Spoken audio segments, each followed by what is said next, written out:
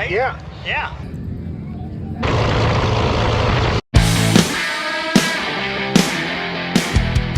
Oh my gosh, you guys. It is about 6:45, the time we were hoping to leave, and it snowed a ton last night. There's the quad. There's that. But in addition to that, at about 5:30 this morning, 2 trees fell and took out our power lines. That's the tree that fell. There's one over there also. And took out our service drop. The real challenge ahead of us is getting up this quarter-mile, super snowy, narrow, and off-camber at times road. So I hopped on the quad to do a little inspection, and we are definitely going to need chains. So we went back to the house, dug out around the van, put on some chains, and said goodbye to the animals.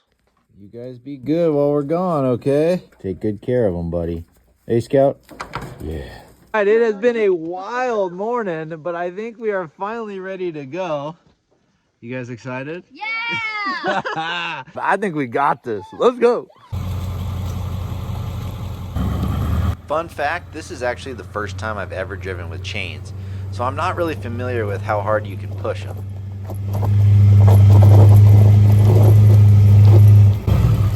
Off to a bad start. Setting up for round 2.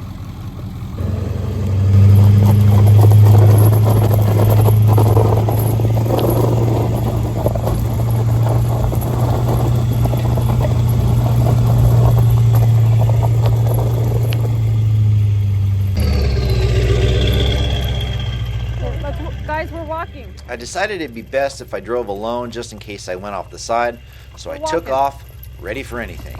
We are walking. I don't hear the diesel, so must mean he got to the top or he went off the ledge. Hope not. Did you do it? Awesome. That was so cool. I was just blasting right here, and it started to go sideways. I just stayed on the gas and just let it go all the way up. I'm so glad I was not in the car. Oh my gosh, me too. I know. Look at that thing. So wicked. Our celebrations were short-lived as we came around the corner and found our next roadblock. Literally. An electric Tesla with a diesel stuck behind it and a diesel stuck in front of it. That's got to be some kind of irony.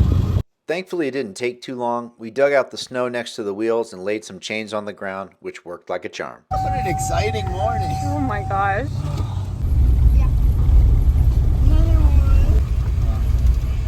And we're even delivering our packages. Nothing will keep us from sending out parts. So, about 2 minutes ago, I realized I left that attached. So we've been dragging that thing, I think, for at least half the time. Finally, we were on the road, and we were just so happy we made it off the snowy mountain.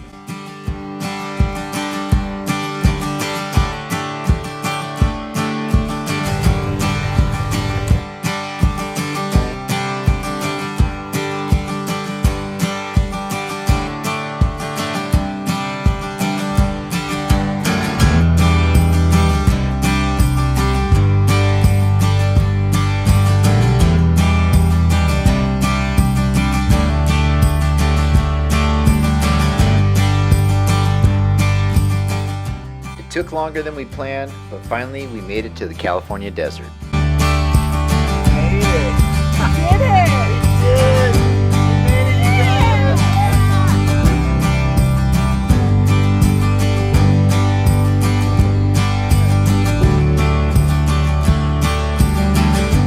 All right, we got our jerseys. We found our friends over at the campsite, so we're gonna go get set up. And warm. Woo, and warm. Yeah, and it's cocktail time. Before I got set up at our camp, I went over and checked out the Harley gang. Paul Hartman, Mike Davis, Go Takamine, Jason Sims was there this year. These guys are riding 20s, JDs, VLs, and early Indians with no rear suspension. Wicked.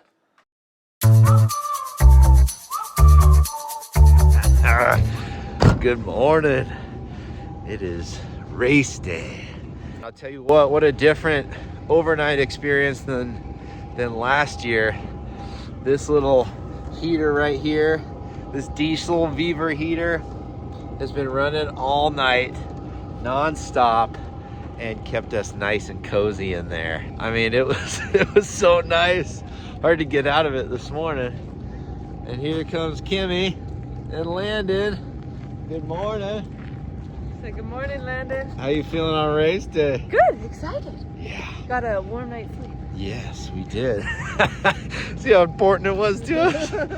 Thanks, Beaver. All right. We've got stuff to do. Final prep stuff. Fill the bikes with gas. Put stickers on. And yeah, get dressed. Do all that stuff. So we're going to get to it.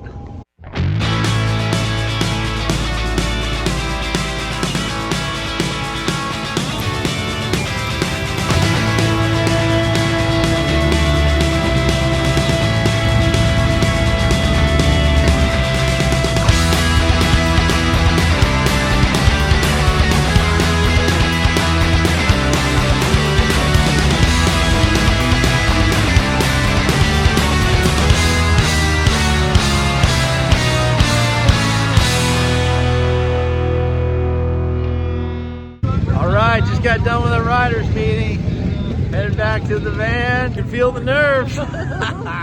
We're excited though. This is gonna be so fun. All right, we'll see you guys on the race course. Our class is pre-1970 vintage, and man, it was stacked full of some awesome Triumphs, friendly faces, and a couple of Huskies too.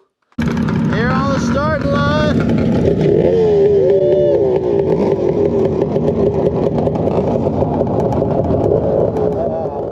Biltwell runs an old school rubber band start, and it's our turn to head to the starting line. Oh man, I can feel the nerves just watching this.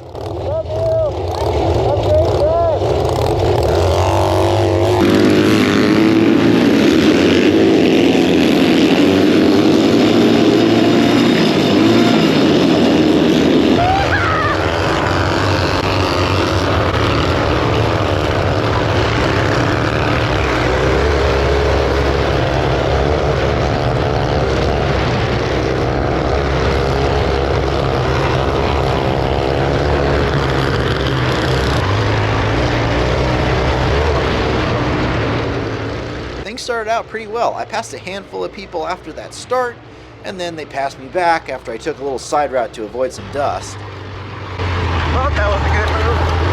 It was not.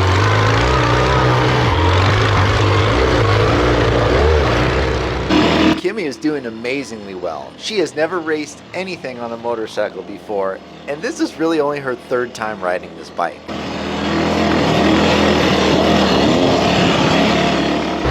Then, approximately 2 minutes into what would be an over 2-hour race, this happened.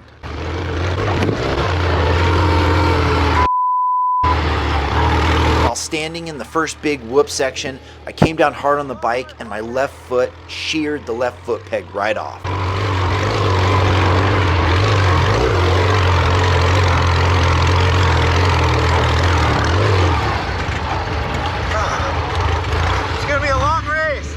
I was honestly in shock. My whole race just changed in an instant very early on. A race that I thought I had a really good chance at getting first at this year. Thankfully, Kimmy was jamming along like she does so well.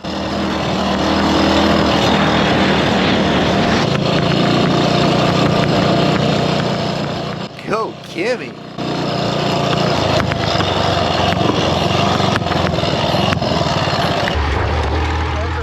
Back on my bike, I was trying to think of solutions I could kind of make as a foot peg, but I couldn't really come up with anything that I thought would actually hold, so I just kept riding.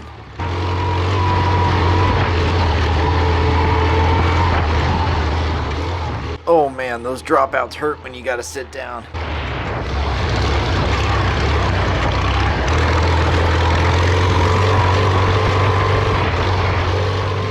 There was a lot of thoughts going through my head, but I decided pretty early on, if the bike doesn't quit, I'm not gonna quit.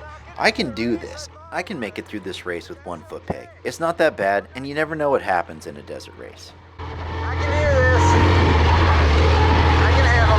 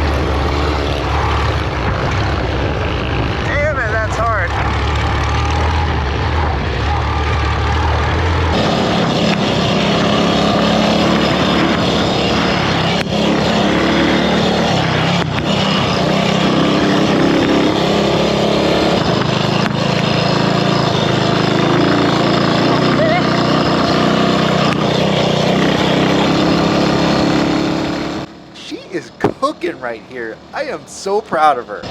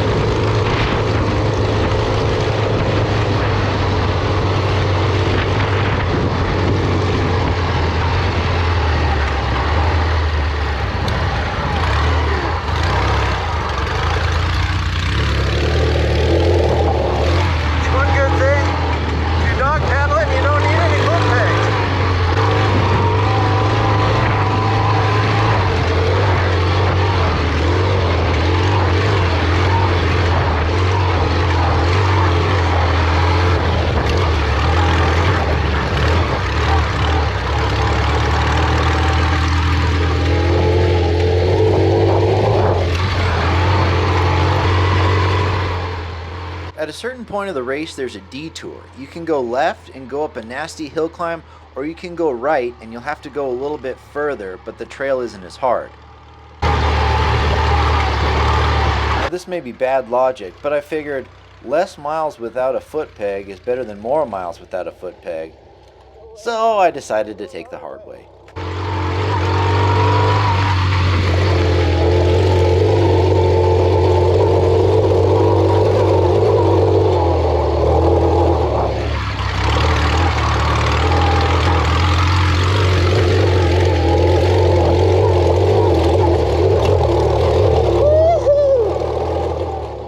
By the way, Kimmy did the hard route both laps too. Unfortunately, we don't have any GoPro footage of that, but you know, managing a camera while you're trying to do a race is pretty tricky.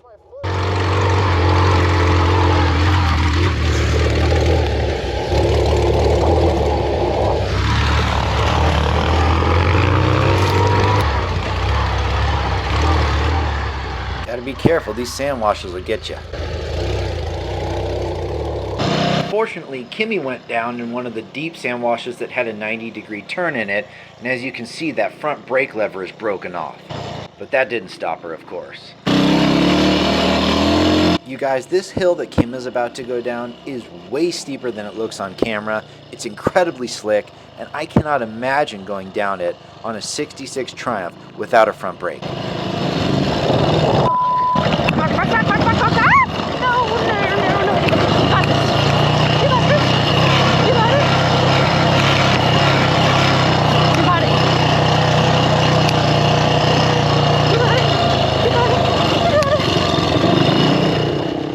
She is so awesome. Right? Yeah. Yeah. I made it through the first 25-mile loop, and my awesome pit crew Nick and Derek tried to make me up a foot peg out of some vice grips. If we lose them, we lose them. I'll send you a pair. Don't worry about it. Better than cramping. Oh, that's nice. Just be light on Oh, yeah, totally. Thank you. It was a great idea, but unfortunately didn't last long.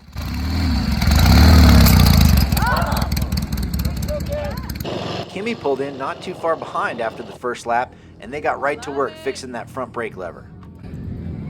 No big deal. The best pit call ever. Go, girls! Woo-hoo! And off she went for lap 2. Thankfully, the second lap was a lot less eventful than the first. We both knew the course, we knew what we had to do, and we got out there and had some fun.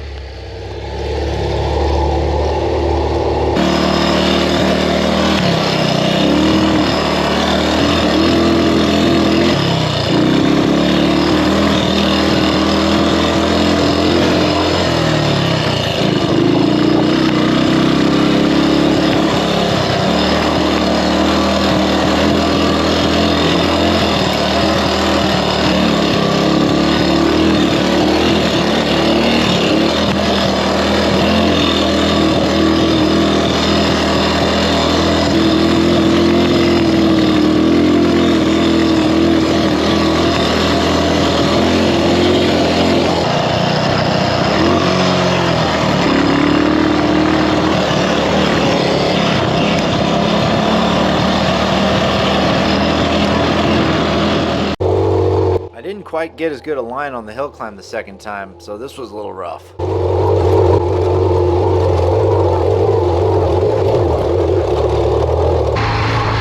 About midway through the second lap, my hip and leg were really starting to fatigue, and I was just trying anything I could to get it in a new position.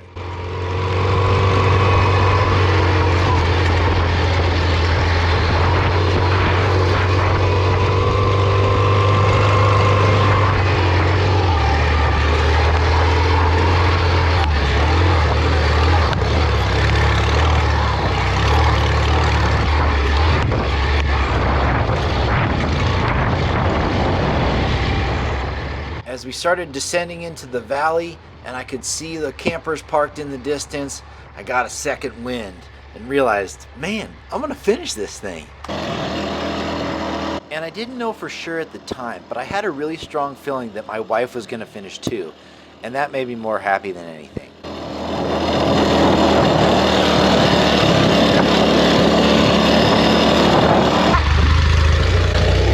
Man, it felt good crossing the finish line. Stopped and had a quick chat with Meatball, and then headed over to our pit crew.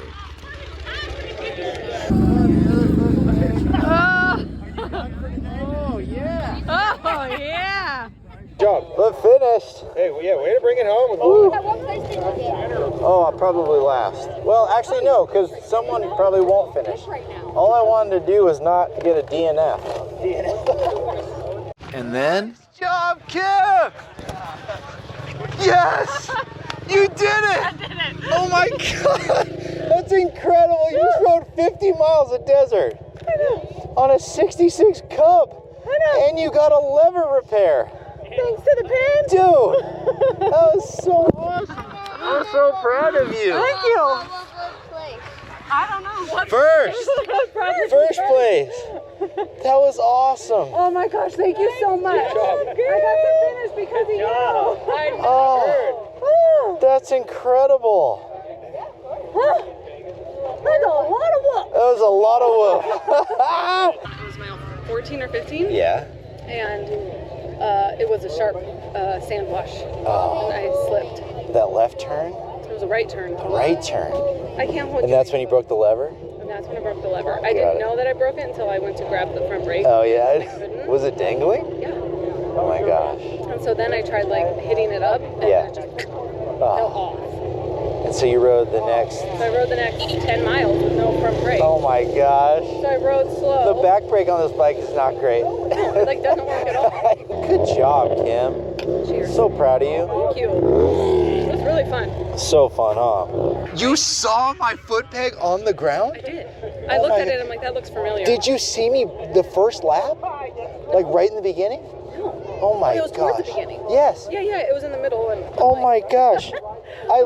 That looks like Bill's foot. That's crazy that you saw it. It broke off in the first 2 minutes. I'm like, well, there goes my race. Yeah. I couldn't think of any way to fix it, so I never pulled over. I just kept riding. The entire foot peg. I thought just the cover thing. No. I drug my foot the entire race.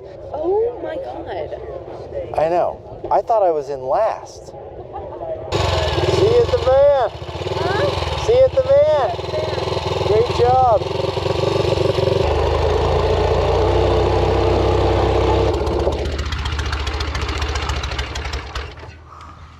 After all that work and stress and actually finishing the race, it was almost time to relax, except for the fact that my son locked our keys in the van. We saw this trick on YouTube and decided to give it a try. You don't want to take any bets? I think it's gonna work. I think so too. It doesn't work. Looks like a potato chip on his hands. Of course, we eventually got back in the van, and the kids went back to riding, and we went on having a great old time.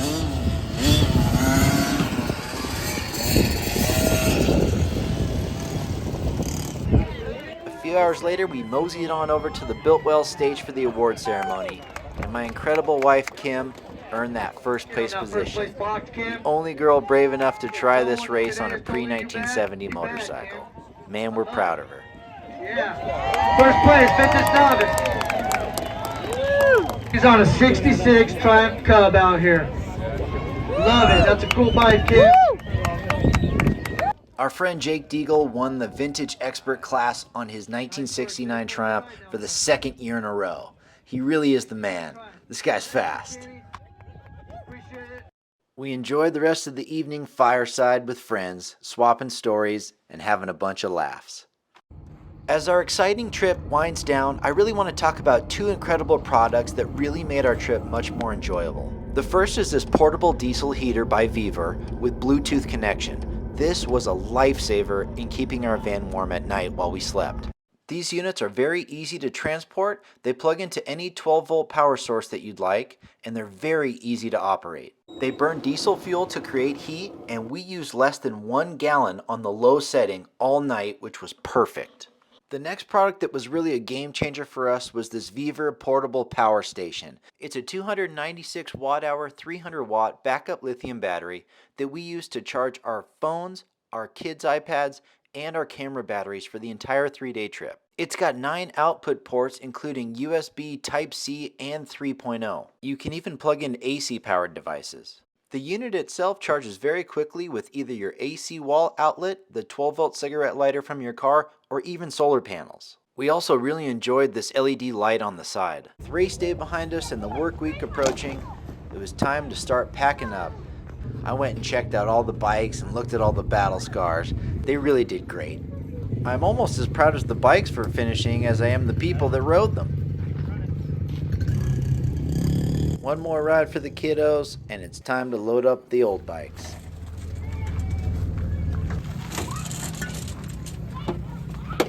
We made some really special memories at this year's Biltwell 100. Getting to experience vintage motorcycle racing with my family is something so unique, and I'm incredibly grateful for it. I'm not gonna lie, it took an insane amount of work to get here. Stress we don't need, money we don't have, and the list of obstacles that tried to get in our way is longer than I care to remember. But somehow, all of that contributed to the cumulative experience and made it more valuable in a way. We went through it together, and we just kept going, which I think bonds us, shows our true potential, and solidifies this family memory forever. Motorcycles for life.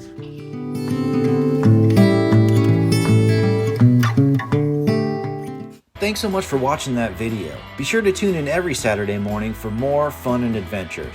There's over 30 motorcycles to check out on the Bike and a Beer series, and we now have t-shirts available for sale.